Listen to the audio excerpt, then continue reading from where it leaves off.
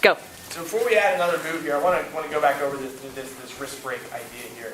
So Mike's grabbed my wrist here. So I'm starting the underhook in. When I'm doing this, I'm not grabbing the wrist to peel this. I want to get underneath his thumb. I'm looking for the meaty part here, like the hitchhiker part of the thumb. Getting this, and I'm peeling it up and getting this off. So I'm kind of pushing his pinky down, and I'm pushing his thumb to the ceiling, peeling it like this. Now when I'm underneath the neck, I'm doing the same thing. He's grabbing. I'm hooking. When I'm coming down, my thumb's kind of I don't know what this looks like. It's coming down. I'm hooking right here and peeling it like this. Why not Zoidberg? I'm scooping it. Why not Zoidberg? Why not Zoidberg? Yeah, it's like Zoidberg's claw. Futurama. You guys ever watch Futurama? Why not Zoidberg? I'm catching this. I'm peeling this off. Okay, that's important. I don't want you guys fighting the wrist and just trying to push it off. And it's going to be really weak. You got to get this peel. You got to fight the wrist where it's weak, which is in this twisting motion. Okay. If you're fighting here, this is an arm wrestling thing. Very difficult to do that. I want to start getting a rotation and twist in. Okay? So this last thing we're going to do, I got my seatbelt, I'm on my side, playing my remote control, I'm keeping everything in nice and tight. So Mike's gripping up again. Now this time, I've been working for the choke for I don't know how long, maybe it's been like 5 minutes. And I really want to conserve my energy here, so I peel this off. And I know that every time I start going up, Mike just grips me down and beats my grips. So once I get this grip broken, rather than pull this out and start fighting for a choke, I'm going to try and take away this tool, take away this arm. So I peel it, I'm going to point my elbow to the ceiling. When I point my elbow to the ceiling, I can flex my tricep to push this arm down. It's where I'm kind of strongest here. Now once I flex this down, I'm pulling this leg out, coming up over. Try to come nice and high, trying to get up above his elbow to catch this arm. Because down here, you can start pulling it out. I want to go up here over his arm. Now when I do this, I'm going to let go of his wrist and turn my palm up and grab my ankle and start pulling this down. Now if you have good knees, which I don't, you can kind of come behind here and trap the arm behind his back by cinching it in. What I end up having to do is I pull it over on his hip and I pull this foot up and I kind of pinch my feet together depending on where I'm positioned. Sometimes I cross my ankles. When I'm just here, I kind of clamp my knee down and pull this out, keep this arm trapped. Then from here, I can fight this out and start coming in here.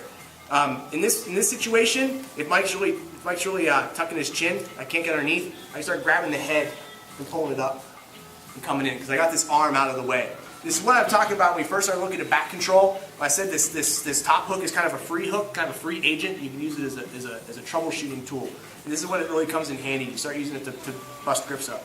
So I peel, put my elbow to the ceiling, flex my tricep, extend that arm out. Take the hook out. Remember, I'm taking my top hook out. My bottom hook's the most important one. Over top, turn my palm up, grab my ankle, cinch it in. I can cross here, I can pull behind Mike's back, pull this out, and I start fighting for this grip. So I want you guys to still get practice. He's going to grab that wrist, still get practice, peeling this out, and punching this in, nice and deep. Another variation of this grip you can do, before Mike runs away, another variation of this you can do is you can pop, start extending. Now if you start trying to get over top and you're having a little trouble, Mike starts trying to kind of like, he starts trying to pull his hand back in, you can pull his hand behind his back here. You can pull it up, catch it here. Kind of pinch this elbow and get this foot on the hip. This will happen in the scramble a lot of times. It's really hard to set that up. Your partner has to really kind of flail and make that happen. Yeah, so make sure you're peeling this, elbow up, straighten it out, up nice and high, grab your ankle, start cinching this in. A lot of pressure here. Start pinching up over here. Now it's okay to cross my ankles up here because he can't submit me. I don't want to cross my ankles down low because he's just going to break them pretty quick. So I want to cross up here, almost like I'm doing a really bad body triangle. And keep this arm trapped behind me by keeping this space pitched up here.